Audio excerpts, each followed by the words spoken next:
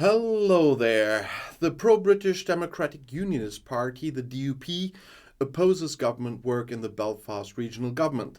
They dislike the Northern Ireland Protocol, which will create customs borders with the United Kingdom, or it did create them. If they don't give up their resistance, new elections will be held soon. According to London, Northern Ireland could be heading for new elections if the deadline for forming a new government expires, and that without success once again. And Northern Ireland Minister Chris Heaton-Harris said that he will carefully review all options because it's still going on. They still haven't agreed on anything. Restoring government to Northern Ireland is an absolute priority for the London government, and we are heading for elections now. That is unfortunately what he said, and he will have to do more. Northern Ireland has not had a functioning government since February last year because the pro-British Democratic Unionist Party, the DUP, or as I call them, don't understand politics, refused to participate in the executive branch and protest at the Northern Ireland Protocol in the Brexit deal.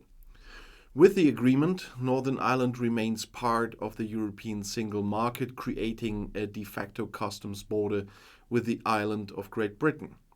The DUP is demanding that the agreement be revised or scrapped altogether. They fear for Northern Ireland's affiliation with the United Kingdom. According to the 1998 peace agreement, the regional government in Belfast must be led jointly by the nationalists and the unionists. The DUP is hiding behind the protocol, is what pro-Irish Sinn Féin leader Michelle O'Neill said at a press conference in London. And after the elections last May, her party became the strongest force in parliament. They accused the DUP of blocking the formation of a government because they are not satisfied with their role as junior partner. And I definitely agree with her. The government is not formed yet, and Heaton-Harris is obliged to announce the date for the new elections. And everybody is still thinking about April here. But that would mean April 13th, 3 days after the 25th anniversary of the 1998 Good Friday Agreement that ended the 30-year conflict between the pro-British Unionists and the Irish nationalists, and that left thousands dead. However, the UK government was always extending the deadline over and over again. But that would give Britain and the EU more time to reach a successful conclusion in the negotiations on the Northern Ireland Protocol. And despite what they are saying at the moment, that needs time. The lack of a stable government in Belfast complicates negotiations between the UK and the European Union over the special status of that region on the north of the Emerald Isle. For a moment it looked as if something could be moving. British Foreign Secretary James Cleverly and EU Vice President and Brexit negotiator Maros Šefčovič spoke again about special status regulations. However, they did not achieve more than just, let's put small approximations. At least they want to keep talking to each other. That's a step forward compared to other times, because for almost the whole of 2022 there was radio silence between London and Brussels. In Northern Ireland, this will not solve the political crisis because there has been no functioning government in Belfast for almost a year. In protest at the Northern Ireland Protocol, as I said, the DUP resigned from government, and they would have to form it with the Republican Sinn Féin in February. The Republicans did win the elections in May for the first time, and they have been entitled to the chair of head of government since then. To keep Sinn Féin out of the government leadership, the DUP continues the parliamentary boycott, so nothing about the protocol here.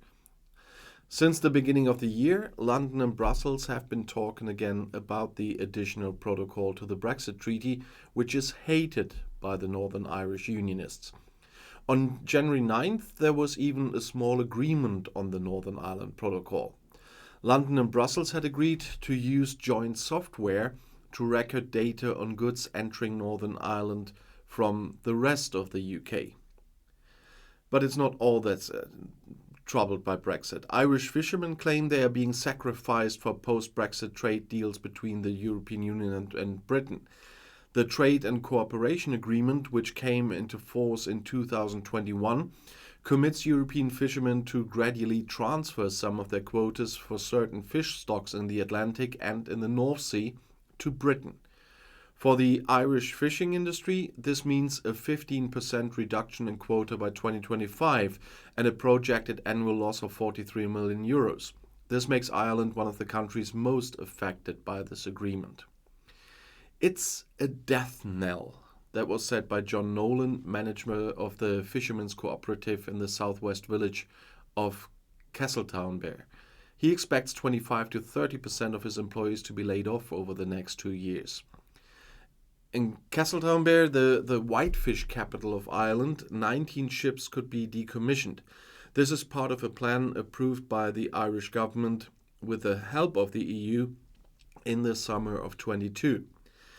And according to Charlie McConalogue, Irish Minister for Maritime Affairs, the scheme will help redress the balance between the capacity of the fishing fleet and the quotas available after the quota cuts on stocks under the EU-UK Trade and Cooperation Agreement. According to reports, 64 of the country's 180 whitefish trawlers have applied to be decommissioned. Skipper Daniel Healy is one of the applicants. He has yet to receive a government bid for his ship, the Robin RJ, which is named after his 3 children. After living at sea and years of promising catches, Daniel tells Euronews his industry just isn't doing very well at the moment. It's going downhill, and we just don't know where it's going to end up. The quotas have been reduced year after year. There's hardly any increase. It just keeps going downhill, especially since Brexit, said Healy. And he's wondering if he will ever take his boat out again. That sentiment is pervasive in Castletownbere, where many are concerned about the negative impact the closure plan will have on local businesses and the small community of the fewer than 2,000 people. Our coastal communities will suffer. We will see people devastated because of this. Generations and generations of people who have been fishing for maybe 100 years will not have anyone in their family who fishes. They will be pushed out of the industry they love. It's a crime against us. This was said by Patrick Murphy, Executive Director of the Irish South and West Fish Producers Organisation. Despite several protests in Ireland and appeals at European level, the fate of Castletownbere and other fishing villages in Ireland seems inextricably linked to Brexit policy and the Common Fisheries Policy, which allocates fishing quotas to individual EU member states. John Nolan believes that the EU must give Irish people hope, and he backs the politicians in Ireland and in Europe to treat Ireland more fairly. But to be honest, the EU has already done everything it could. The EU cannot reverse Brexit, so payments to Ireland to compensate for the loss of fishermen because of the consequences of Brexit were the only thing in their power. And they will not be able to take additional quotas away from other countries. And I'll see you in my next video. I'll be back.